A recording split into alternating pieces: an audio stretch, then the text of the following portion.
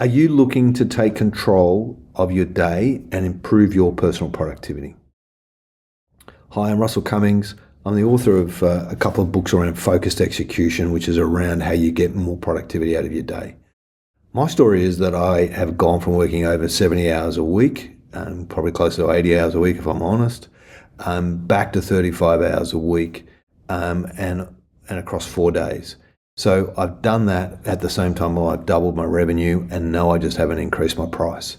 So what I've done is increase my personal productivity, and I've used the tools and the processes and the systems that I've built into the productivity planner and also in the philosophies in the focused execution book to help you do the same thing. Following short video highlights the key processes, tools and concepts that will help you to make significant changes in your own personal productivity. Enjoy. Have you ever had one of those weeks where you feel like you're just spinning your wheels, you're working hard, you're putting in the hours, but you're not actually getting anywhere? Well, today we're going to break down the 90-day productivity planner. It's a system designed to help you stop being just busy and start being truly productive. So let's start with this core idea from the planner's author, Russ Cummings. Present is not productive. I mean, think about that. It completely goes after this myth that so many of us buy into, that just because we're at our desk for 10, maybe 12 hours, we're getting things done. This whole system kicks off by admitting a simple, powerful truth. That's just not how it works. So I want you to really ask yourself this. Are your days just packed to the brim with meetings, emails, and tasks, but when Friday rolls around, you can't actually point to any real, meaningful progress? You know that feeling? That is the exact problem this system is built to solve. And that feeling leads us right into our first section here, what we're calling the busy trap. Let's really dig into that frustrating experience of being swamped with activity, but not actually moving the needle on the things that really matter to you. Okay, so here's the crucial difference we've got to get our heads around. Our modern work culture a lot of the time rewards busyness, just the appearance of work. This planner forces a really important shift in focus. It's not about activity, it's about output. It stops being about how many hours you clock and starts being about what you can actually show for it. And to put this into perspective, the author of this planner used to regularly pull 70-hour weeks and still felt totally unproductive. That number, 70 hours, it didn't change his results one bit. What changed everything was a fundamental shift in his mindset, away from just being present.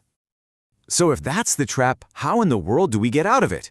Well, the planner lays out this whole philosophy that's built on 3 powerful interconnected principles, and these are all designed to drive real output.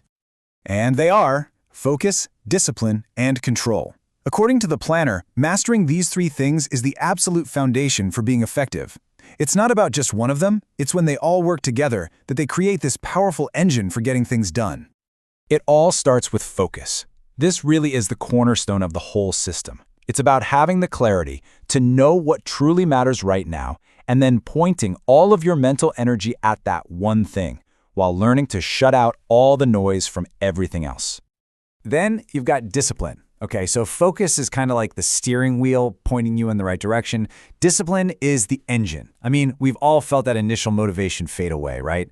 Well, discipline is what keeps you going anyway. It's the force that turns your good intentions into consistent, day-in, day-out action.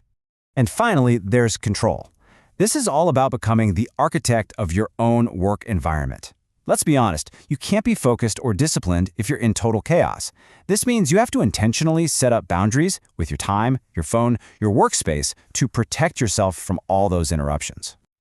Okay, so that's the philosophy. But how do you actually use it? How do you put it into practice?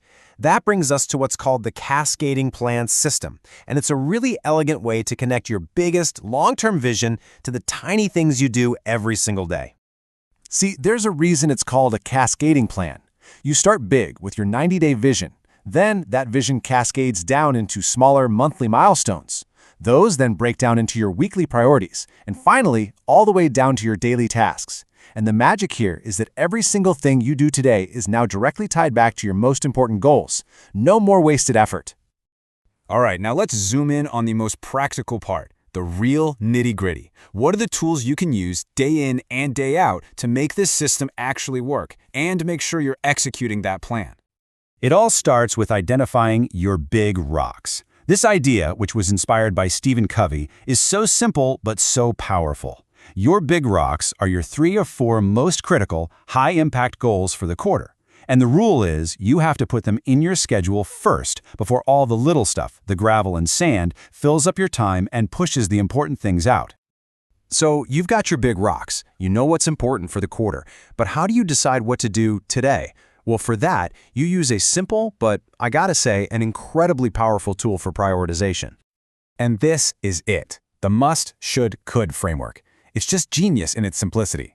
Your must-dos are your 2 to 4 critical, high-impact tasks for the day, the things that absolutely have to get done.